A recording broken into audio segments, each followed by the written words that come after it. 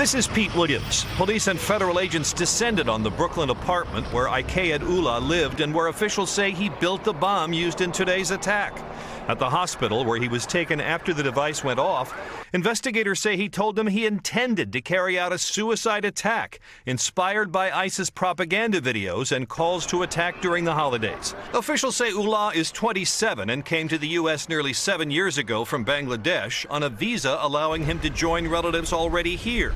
He had a license to drive a limousine and more recently worked as an electrician. Neighbors say he moved from this house a year ago. I'm actually very shocked because, he's a religious person and, very quiet. Investigators say Ullah wore a simple pipe bomb made with a battery, a Christmas light, and an explosive. They say he intentionally set it off, but the construction was faulty, reducing its effect.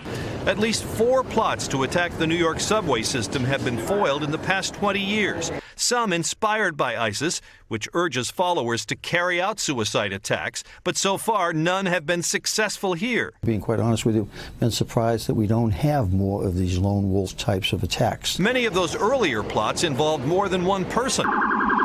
Another factor that makes today's attack unusual. To do this all by yourself and contained as a lone wolf and do it successfully, thankfully, is a fairly difficult task. Tonight, investigators say they're working to corroborate what Ullah said in the hospital, that he bought the bomb materials himself, that he had no help, and that he found the piece of pipe he used at a job site. He also told them he chose to set the bomb off near a Christmas poster ad, Lister. All right, Pete Williams tonight, thank you. Hey, NBC News fans, thanks for checking out our YouTube channel. Subscribe by clicking on that button down here and click on any of the videos over here to watch the latest interviews, show highlights, and digital exclusives. Thanks for watching.